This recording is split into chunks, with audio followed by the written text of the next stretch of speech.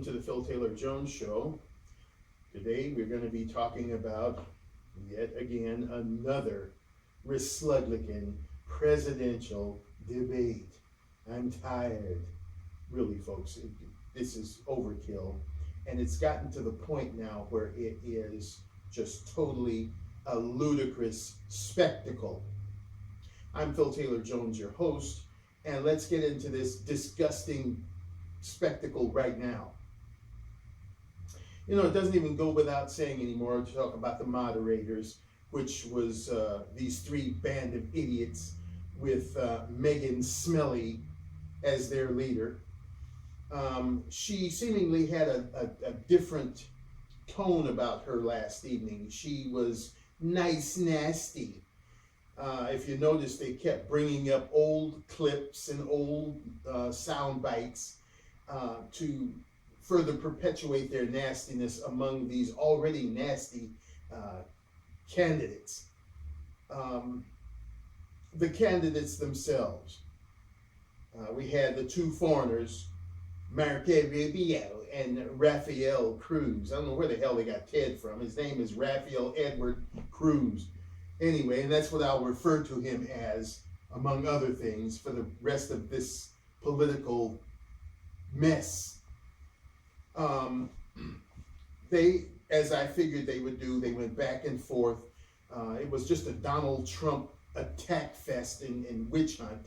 It was disgusting and ludicrous.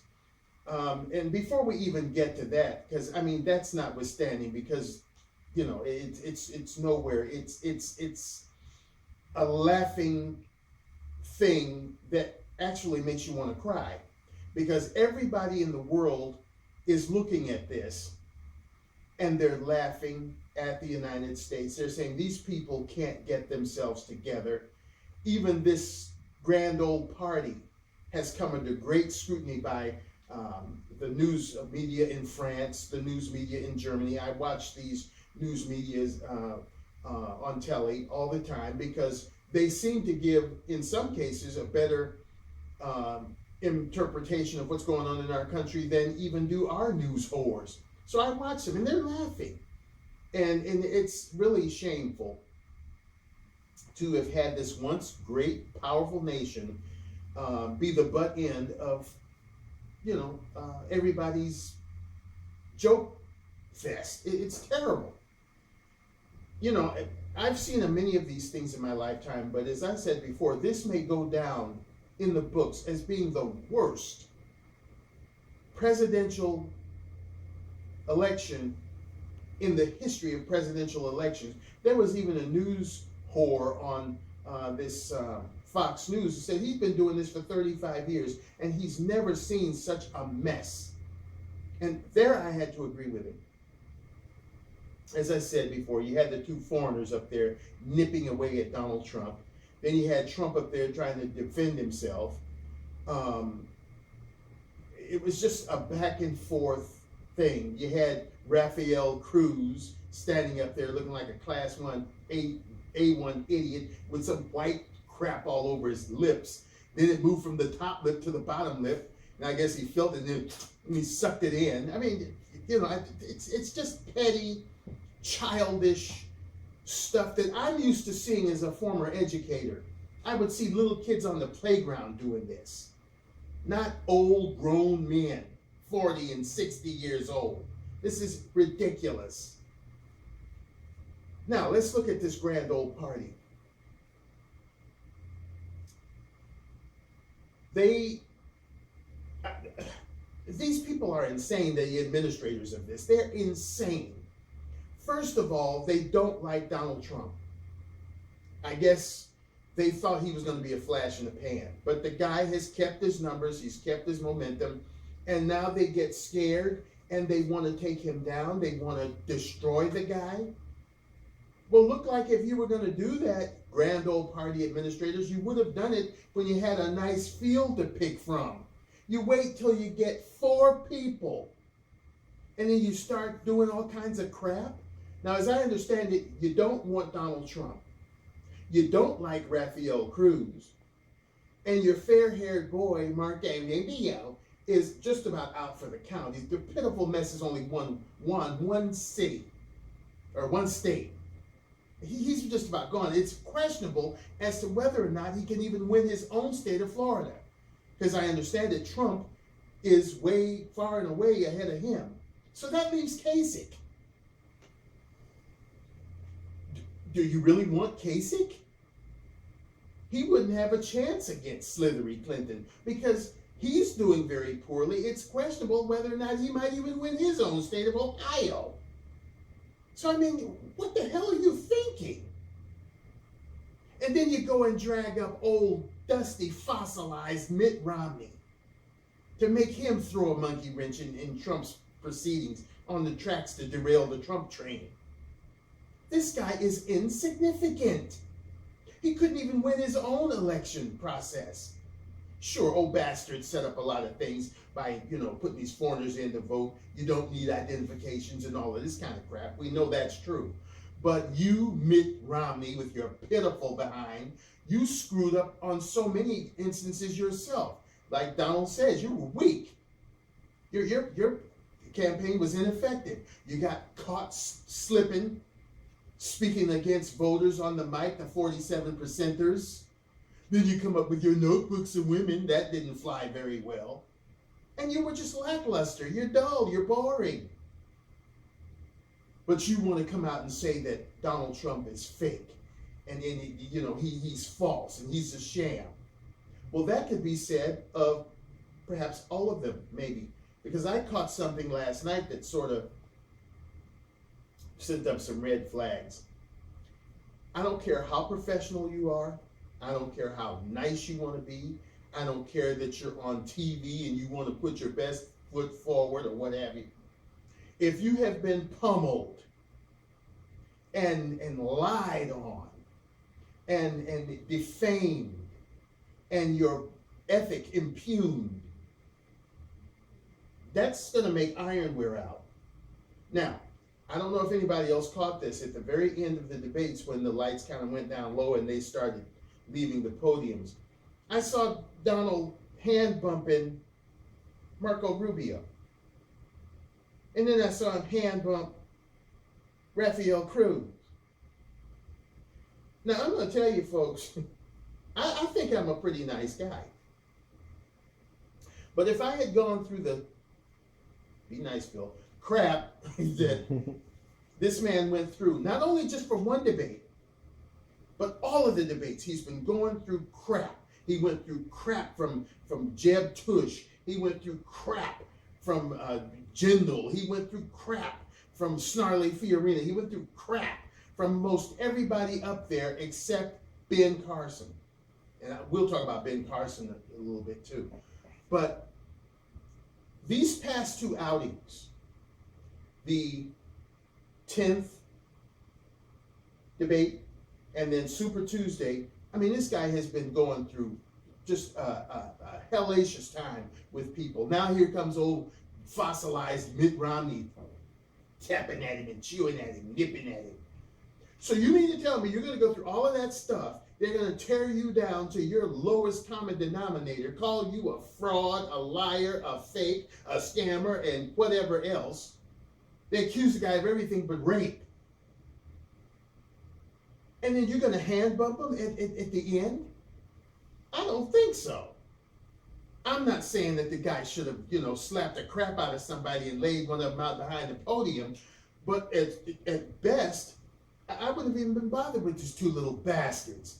I would have gone on out and met my supporters that were in the audience and shake hands and press the flesh, because it is they, it is them, these ones over here, his supporters, that are going to make him get that mad dash for the White House, possibly. Not these two foreign-ass bastards who stood up there and low-rated the man to all get out. And he's going to hand bump him? Please, that sent up red flags. Get the hell away from me. You ain't no friend of mine. You don't hand bump me after you done sit there and cut me to shreds. So, I'm really having my druthers about this whole process. These Republicans, those administrators who are perpetuating all this crap, they need to just quit, go out of business, cease to function as a party. Because I'm going to tell you true, ladies and gentlemen, I couldn't give a fat rat's butt about a Democrat or a Republican. I am looking for a person to get in there and hopefully do something to make things easier for the American people to survive.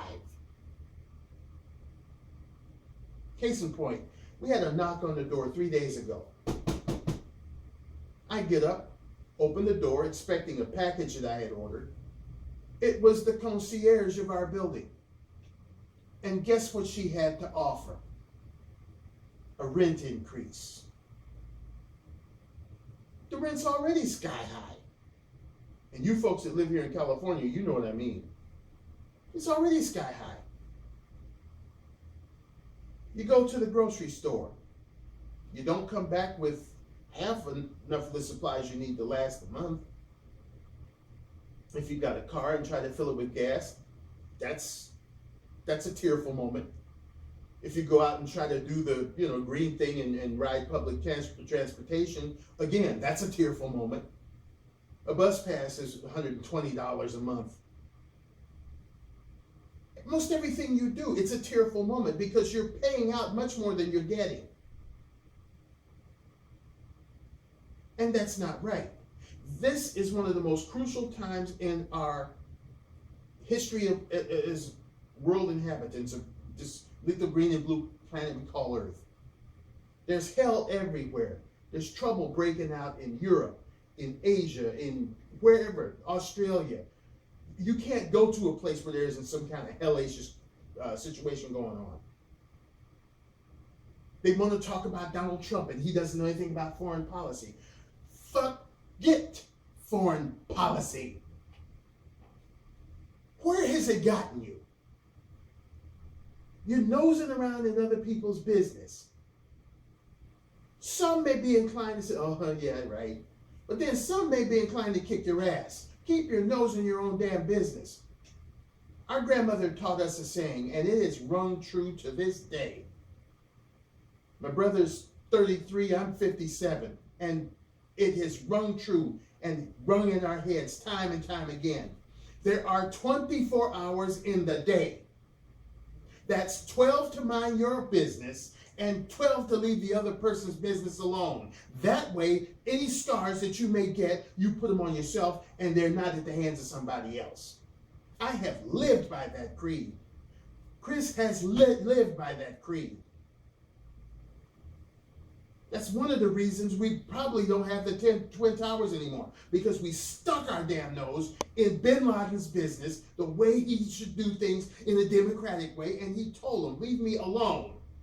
I will live the way I want to live. I don't need your Western ways. Because at first he was a friend to the United States, but then they kept picking at him and pushing him. And I'm not saying the way he lived was right, but it was his way, in his country, in his domain. You leave people alone. So he got sick of it, and result, we don't have the Twin Towers anymore. He warned them in '93 when he come over and blew up the parking lot and killed maybe 1 or 2, 3 people. But they kept on doing it. Kept on going. And then they pushed him, and they pushed him too far. The same way with this Israel thing. Like I said, them greedy Israelis that want to take up all the land over there, don't even want the Palestinians to have a little strip of land, ain't big enough to cuss a cat in. They got the whole great big chunk, but they don't want them to have that little thing. Donald Trump said, let them handle it. It's their problem. Why should we get bogged down in somebody else's crap? Okay, I'm not saying that I believe everything Donald Trump says. I don't believe everything anybody says. But let the man try.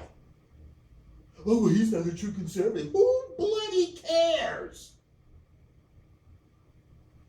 As I've said many times before, if Bernie Sanders didn't have his head so far up a bastard's ass, I would vote for him. Oh, well, he's a socialist. I don't care. As long as the man can get money in our pockets, get food on our tables, make the country work the way it used to.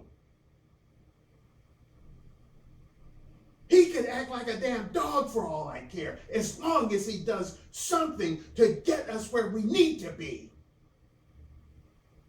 But I don't trust the man. And I certainly as hell don't trust no Hillary Clinton. That woman is the devil himself. So what do you got? I hear people all the time. I'm an avid member on this Google Plus thing. I don't do the Facebook thing no more, especially after Zuckerberg has turned muzzy. I don't do that no more, but I do, we have the fashions group, and, I have my regular profile on there. So, yeah, I'm quite active on Google Plus. You would not believe the crap that I have to see, or other people for that matter, have to see on there. Down in Trump. Well, then if you don't want Trump, who is an American person, and you know you can't trust Hillary Clinton and this little Sanders fellow who isn't going to make it anyway, then give me something. What do you got? Who have you got? Now we're down to 4 Republicans. You don't want one. The other one is not liked. The other one is about to be bounced out on his ass. And that leaves Kasich, who is a nobody, basically. Although I have to give him credit. They kept talking about Ronald Reagan. Ronald Reagan this, and Ronald Reagan that, and Ronald Reagan, the 2 foreigners. And he said, look, I worked with Ronald Reagan. I knew Ronald Reagan. And I won't say the rest because you know where I'm going with this. He zinged those 2 bastards real good. It was just like back in the day with Lloyd Benson and Dan Quayle. He kept, as they say, evoking the name of JFK, John Fitzgerald Kennedy. And Lloyd Benson told him, I knew John Kennedy. I worked very close with John Kennedy. He's a friend of mine. And let me tell you something, Mr. Quayle, you're no John Kennedy. So Kasich, want to burn them 2 foreign bastards with that. But I mean, honestly, where is the GOP going with the crap that they're doing? They're all but handing Hillary Clinton the keys to the White House. Oh, we want to get in the White House. We want to take the White House back. We haven't had the White House in 8 years. Well, you're doing a hell of a job of doing it. And let's get back to these 2 damn foreigners. They busted some information about Donald Trump and this Trump University. I had never even heard it before. And then they come up with now this magical tape that is held by the New York Times. Release the tape. The public has the right to right there. Oh, shut up, Rafael Cruz, you bastard. Anyway, I don't know if Hillary Clinton had this information and was planning on sunshining it when she found out for sure that the Donald was going to be, the actual counterpart. I don't know if she actually had it. But then again, I don't know that she actually had it. But guess what? She's got it now. How stupid can you be? You never give a person a stick to crack your damn head with. Here's a stick, hit me in the head with it. You keep something like that away from people. You put that stuff out in the streets about Donald Trump, that's not going to help you either. You're only 4 strong, Raphael. And remember, the Republican Party doesn't like your ass either. And Rubio, you're on your way out, pal. Even if you did by some chance win your state, you're so low on the totem pole, it ain't even funny. And Kasich, that guy is lower than Rubio. So even if he wins his state, it's questionable. And let's just say the Trump man keeps on keeping on and he goes on to the convention. They got a way built in so that they can strip him of his thing and screw him up. I will say, though, that the Donald has got balls of steel, because there ain't no way in hell I would put up with this crap. Because that's all it is. It's crap. The man is working hard. He's spending his money, and well, he's not spending too much of his money, but what little he has spent, he spent it. And to get right there at the door and have it slammed in your face because of some crooked crap thought up by the party that you're supposed to be representing and that is supposed to be representative of you?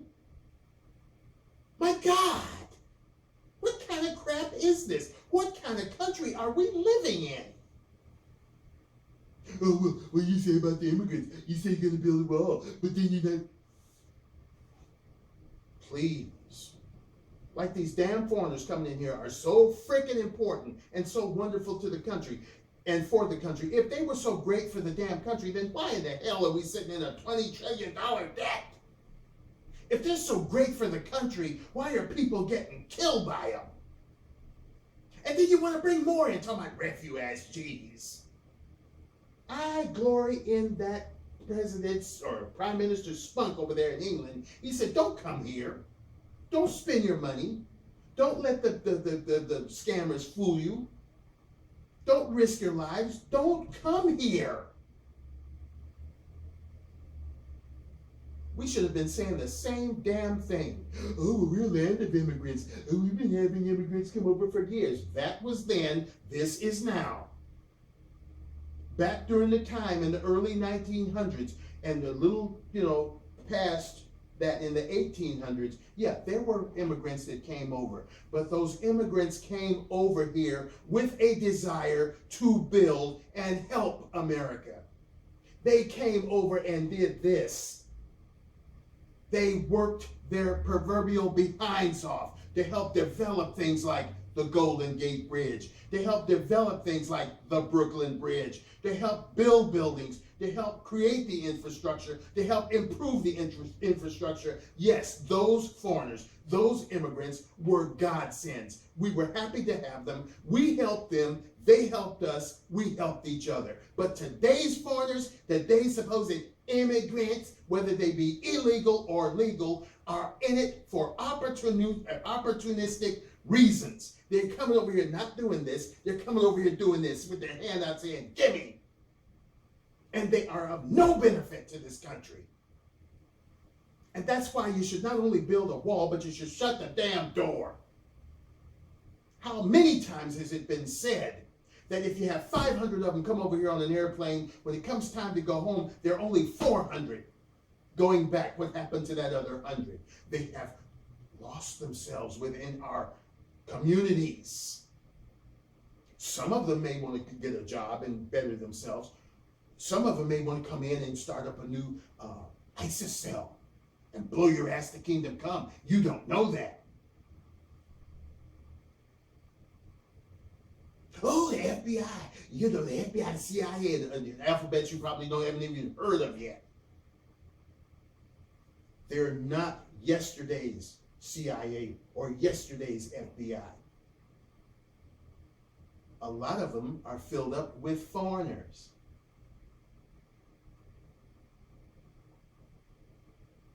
And it's just like this presidential race. You got these two foreigners in there going against an American person, trying to dig up all kinds of crap. And nobody's asking the tough questions of where it should be. The way they grilled Donald Trump. Why aren't they grilling Slithery Clinton like that? If I had been one of the moderators, I would have asked, especially Rafael Cruz, hey, what's up with you, man? You go back 6-7 months ago, you were all up under Donald Trump. You two were thick as thieves. When old bastard broke the news that he wanted to bring not 10,000 of these refugees here, but 100,000 or more, wasn't it you and Donald Trump that were going to hold a special rally and break special news conferences about you guys organizing things, and everything came out of your mouth was so positive about the Trump man? What the hell happened? Did Trump hit on your wife or something and, you suddenly got mad at him? What the hell happened? Nobody asked that question. That little man came, maybe he was always a little, be nice, Bill, crackpot against Trump. But this Cruz guy. Everybody was saying, oh, that's probably going to be his running mate when they do get down to the point, because they were so close. This politics is a nasty, filthy business. Now, let me just bring in one point before I go to Ben Carson. Kasich was the only one, now that it's just him, trying to keep things on an even keel. He said, we got too many things in this country that we need to worry about, that we need to be devoting our attentions to. Let's stop fighting. Oh, that wasn't good enough for Megyn Smelly and her two idiots her minions on the other side. So she had to go get a clip of Kasich when he was downing Trump to further bring him in to start attacking the man. I mean, rotten. Just rotten, disgusting. I don't think landfills are that nasty. The political game in this country, well, in every country especially, but I'm speaking about this one, is nothing more than a rubbish pit with some of the biggest, fattest, stinkingest rats that you could ever witness. And I'm not talking about the four-legged variety. I'm talking about the two-legged variety of rats who are more disgusting. And God, I hate rats. But they're more disgusting than the four-legged variety, especially Rubio and Cruz. Rafael Cruz trying to Americanize it up. Stinks. We lost a good man the other night in one Ben Carson. I tell you, I haven't run across anybody in such a long time that I've had more respect for. To hear the man speak, which was rare when he was on the debates because they never gave him a chance. And Kasich was over there, one person came up to me, why don't they ever give you a chance to speak? I said, you got a hell of a lot more time than Ben did.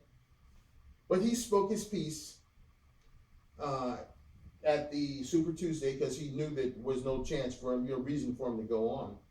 The man has such depth in the way he thinks, such articulation, such intelligence.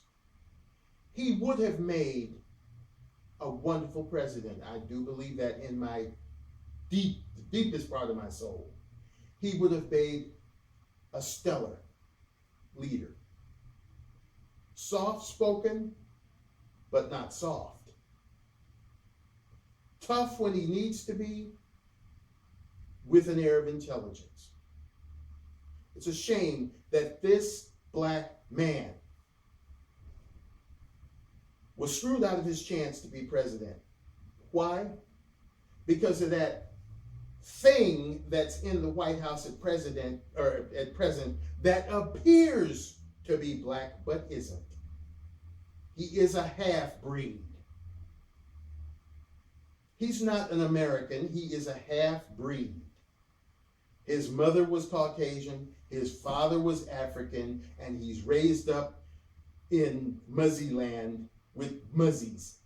That's why he has such a taste for them, such an affirmation for them, such a love for them. You cut him, he probably bleeds Muzzy blood. But he appears to be black. So he gets the nod as our first black president, but he isn't. Ben Carson, had he been allowed to, would have been our first black president. Born to black parents in America. But no, I don't think another black person will ever see the light of day. Oh, bastard messed it up for every black person to come up for president. It's too bad he couldn't have been like the person he congratulated during the Olympics, Miss Gabby Douglas, who is now a shining light for every black youngster that wants to come up and be a gymnast.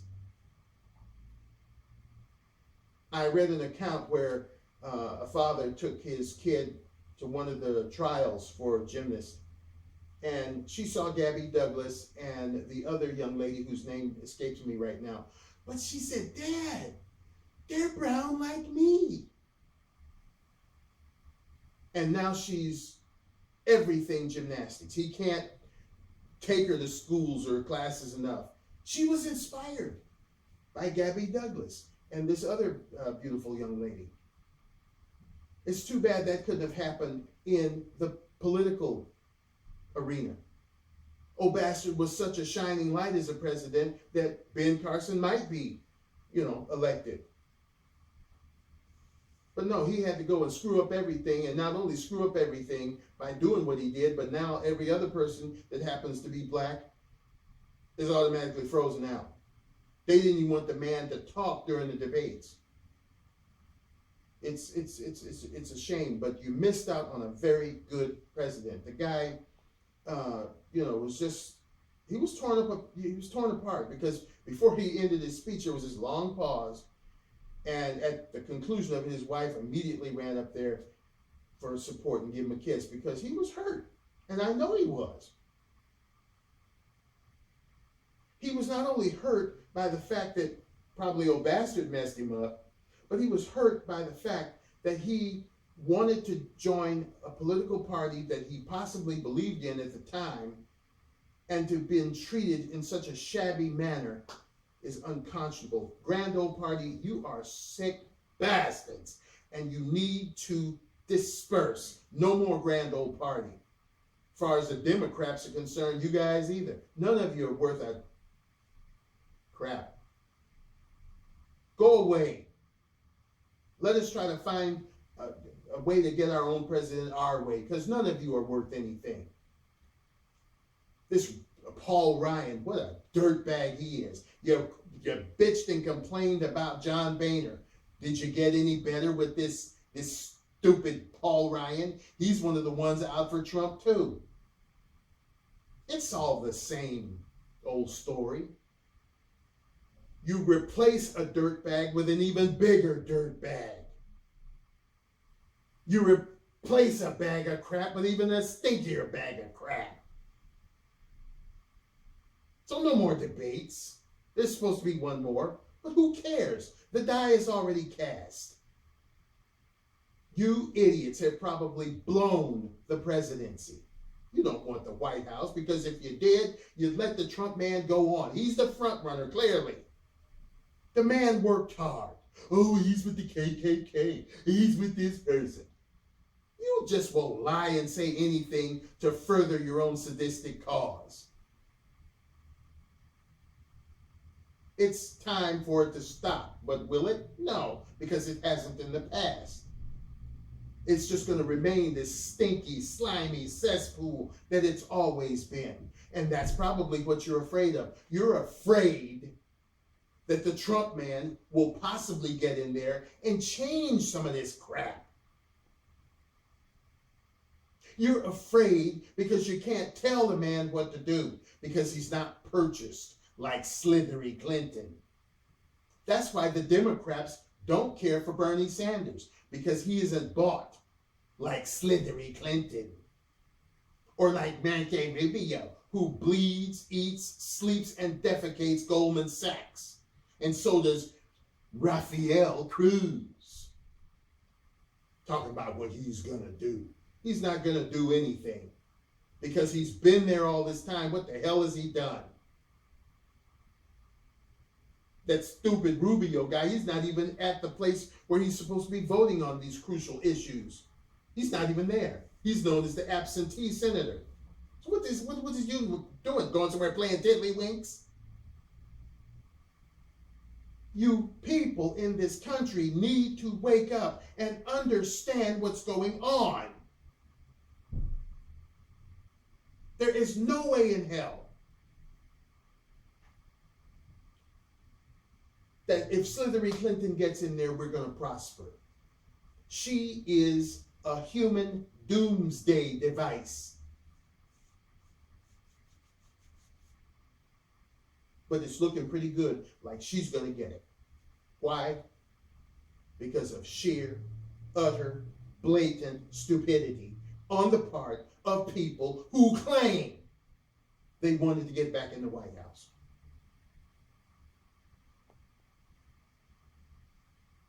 Let's bring in the exec if he has something to say, because my throat is parched. Need a little break there, brother. Yeah. Well, where can I start at? From the beginning, I guess. Always a good place. This debate was one of the most ridiculous ones to date that I've seen. Usually, you have the candidates bickering back and forth and bringing up their pasts.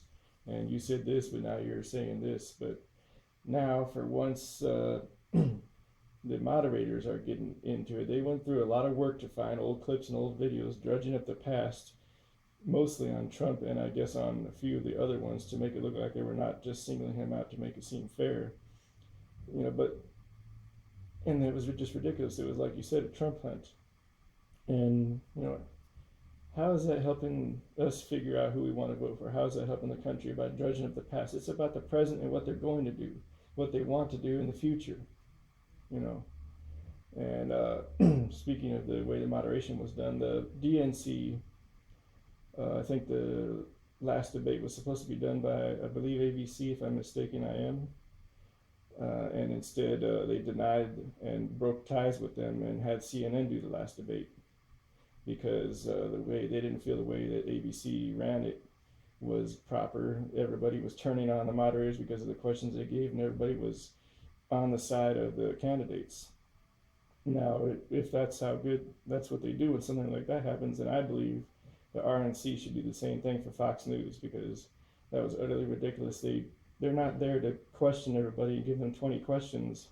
They're there to bring the questions, regular questions, to the thing, not bring up people's past and everything, and that was ridiculous, and it should not be acceptable by any matter of means. So if they have any kind of, moxie, the RNC, they'll ban Fox News from ever doing it again. I don't blame Trump for not liking Megyn. They treated each other with kid gloves and everything, but that was a spectacle, like you said at the beginning of the show. And as far as Ben Carson goes, it was a loss of a good man. He had a lot of integrity, treated everybody with respect no matter what they did to him, and showed and said in his speech that it was just ridiculous how that people treat each other. They should not be like that. It should be like back in the day when maybe Abraham Lincoln was there. He didn't say that. That's my own speaking. But back in the day, around that time where they didn't backbite and mudsling and everything, and it's just gotten so crazy. And to lose someone that would have been, I believe, like you say, and I echo your feelings, it would have been a darn good president. And, because of the way stuff happened, that's how it happened for him with, a bastard and everything. But that was the best we had going, loads of integrity, character, and everything, like you said in one of your shows, a man of substance. But that's how the way the cookie crumbles and everything, and that's my spin on it. It was a good spin. I shudder to think we're in 2016. 10 years from now, we'll be in 2026. With the way this country is going, it scares the hell out of me.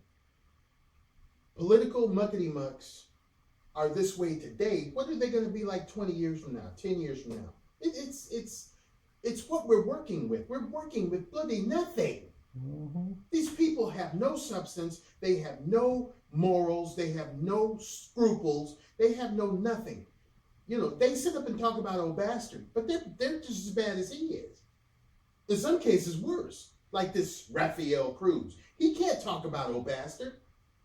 He's just as bad as he is. This Rubio, he can't talk about old bastard. He's just as bad as he is. They both can't talk about Slithery Clinton. They're worse. Now, she's taken a couple of little jabs at together, Bernie Sanders, but she has been nowhere near as sleazy to him as these two foreign bastards have been to Trump. Mm-hmm. So on that score, they have no right to say anything about Slithery Clinton because they're worse than she is. Absolutely worse. And that's why it makes me wonder, where is this country going? Because if we have to put up with 4 to 8 years of Slithery Clinton, you might as well rack it up. Try to find citizenship in somebody else's country or something, because this one is gone if she gets in there. It's already teetering now. It's on the edge, teetering. She gets in there, there it goes. So, that's my spin, and the exec had his spin on it. there's nothing left to do but close out the show. You know, I'm in such a state of despair at this moment to think of where our country is, and at the hands of somebody like Slithery Clinton, where it could possibly go. Right down the toilet, bow whoosh. And, you know, I don't know what's going to happen. The Trump man is at the lead in the Republican field, but they got something already set up for him when the convention time comes to push him out of it. So you might as well say, okay, Slithery, you're the president, and goodbye, nation.